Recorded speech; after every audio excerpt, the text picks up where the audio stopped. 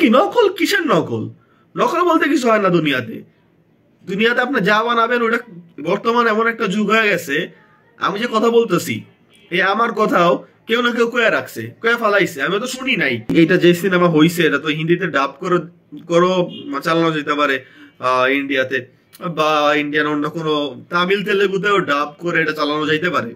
মেহেদী হাসান হৃদয় ভাইকে আমার hats off যে উনি উনি নতুন মানে পরিচালক হিসাবে যে গাটসটা শো করছে ইন মুভি, এটা মানে ব্যাপক। এটা একটা নাটক থেকে এসে প্রথম ডিরেকশন দেওয়া সিনেমা, আর প্রডিউসার লাভ করলেই কিন্তু দ্বিতীয় সিনেমা তৃতীয় সিনেমা বানাবে মাইন্ড ইট।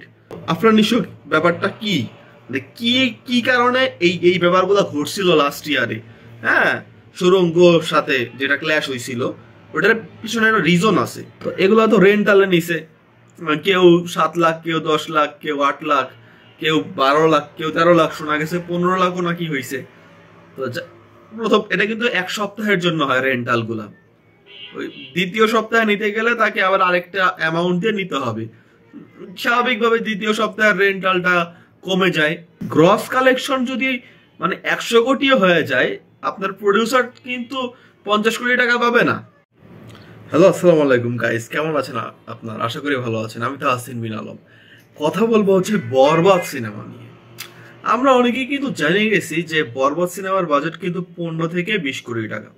মানে ঠিক কতটুকু বাজেট সেটা কিন্তু আমরা বলতে পারবো না, কিন্তু 15 থেকে 20 কোটি টাকা হবে প্রডিউসারের তথ্য অনুযায়ী। তো আমরা ধরে নিলাম 15 কোটি টাকা হচ্ছে বরবাদ সিনেমার বাজেট। এখন প্রশ্ন হচ্ছে 15 কোটি টাকা বাজেট তুলতে গেলে কত টাকা গ্রস কালেকশন করতে হবে?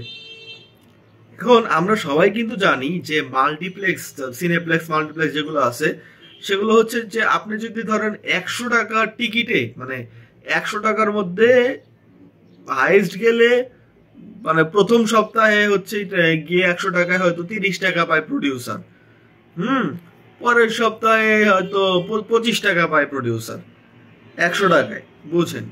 তো বিষয়টা হচ্ছে যে মানে অন অ্যাভারেজ যদি বলি তো মাল্টিপ্লেক্সের কালেকশন হিউজ হইলেও কিন্তু খুব বেশি একটা মানে প্রডিউসার পায় না, এটা এটা মনে রাখতে হবে। কিন্তু এখন সিঙ্গেল স্ক্রিন তো আমরা সবাই জানি যে 120টা হলে মুক্তি পাইছে হচ্ছে আমাদের বরবাদ সিনেমা, সাকিব খানের, মেগাস্টার সাকিব খানের।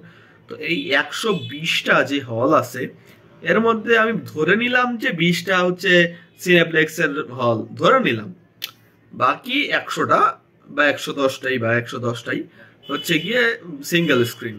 তো এগুলো তো রেন্টালে নিছে, কেউ 7 লাখ, কেউ 10 লাখ, কেউ 8 লাখ, কেউ 12 লাখ, কেউ 13 লাখ, শোনা গেছে 15 লাখও নাকি হয়েছে।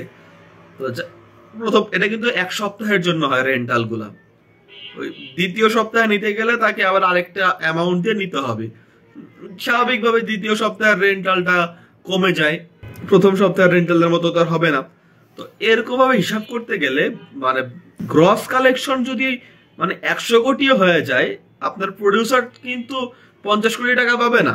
বুঝতে হবে আপনাকে। বিষয়টা হচ্ছে যে বাংলাদেশের যে মার্কেট মানে সিনেপ্লেক্স হলের সংখ্যা সব অনুযায়ী যদি একটা হিসাব করি আমরা, যে মানে ধরে যদি 35% হচ্ছে কথা মানে অন অ্যাভারেজ 35% পাবে, সেক্ষেত্রে কিন্তু দেখা যাবে যে যদি মানে যদি 60 কোটি টাকা বিজনেস করে, 50 থেকে 60 কোটি টাকা, তাইলে মোটামুটি হল থেকে একটা ভালো কালেকশন করা মানে সম্ভব। আর ওটিটি রাইটস আছে, ওটিটি রাইটস বিক্রি করে ভালো টিভি রাইটস আছে, ওটিটি রাইটস আছে। হ্যাঁ, তারপর দেখা যেতে পারে সারা বিশ্বে ওয়ার্ল্ড ওয়াইড রিলিজ দিবে, আমেরিকা থেকে শুরু করে বিভিন্ন যেসব দেশে বা বাঙালিরা থাকে ইন্ডিয়াতে রিলিজ দিতে পারে। এইটা যে সিনেমা হইছে এটা তো হিন্দিতে ডাব করো চালানো যেতে পারে ইন্ডিয়াতে, বা ইন্ডিয়ান অন্য কোনো তামিল তেলেগুতেও ডাব করে এটা চালানো যাইতে পারে। ভালো সিনেমা হয়েছে তো। মানে যে ভাই নকল কি নকল? কিসের নকল? নকল বলতে কিছু হয় না দুনিয়াতে। দুনিয়াতে আপনি যা বানাবেন ওটা বর্তমান এমন একটা যুগ হয়ে গেছে। আমি যে কথা বলতেছি এই আমার কথাও কেউ না কেউ কয়ে রাখছে, কয়ে ফালাইছে, আমি তো শুনি নাই, কিন্তু কেউ না কেউ কয়ে ফালাইছে। ওটা কি নকল? ওটা নকল না। কি সাকিব খানের একটা গান ছিল মানে বালুর মানে মরুভূমির মতো বালুর মধ্যে শাহরুখ খানের সাথে মানুষ ফুল কপি বলতেছে, ওটা কিসের ফুল কপি? ওটা হয়তো ডিরেক্টর খুব ভালো লাগছিল, ওই সিনটা ডিরেক্টর নিয়ে নিছে, হয়তো একদম কস্টিউম থেকে শুরু করে লোকেশন সব নিয়ে নিছে। তো কি হয়েছে, মুভিতে কোনো ইফেক্ট পড়ছে? দর্শকের কোনো ইফেক্ট পড়ছে?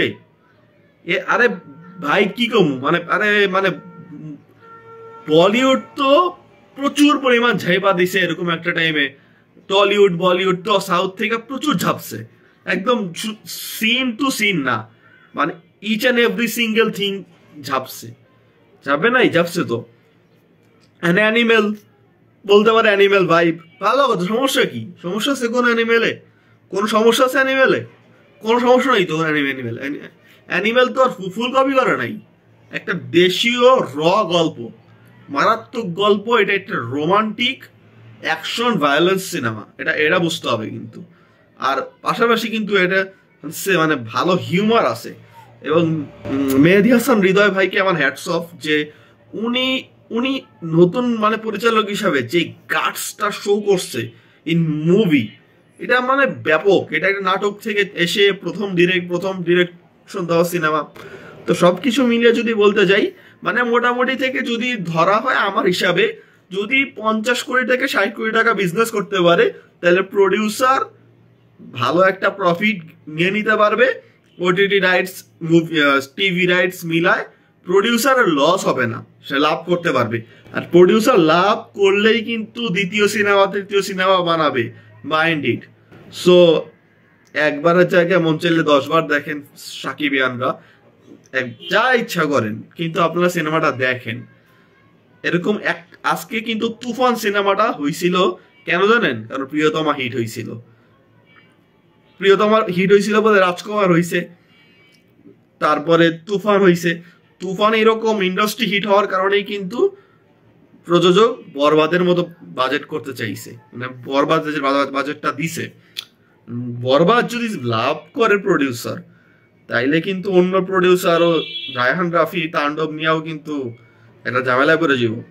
আবার তারপর লাইন আপ গুলো ভয়ে থাকবো যে না ঠিক আছে, এখন তো তুফান হয়ে গেছে, এখন তো তাণ্ডব হয়ে গেছে, এখন তো আমার তো বরবাদ তুফান তাণ্ডবের চেয়ে ভালো বানাইতে হবে। সো মানে এইভাবে একটা ইন্ডাস্ট্রি বড় হবে। সো আপনার ইন্ডাস্ট্রিকে বড় করার জন্য এই মুভিটাকে সাপোর্ট করেন, অন্য মুভি দেখেন, সবাই ভালো, আপনার নিশো থেকে শুরু করে সব ভালো ভালো অভিনেতা, সমস্যা কি? সমস্যা নাই তো, ভালো তো।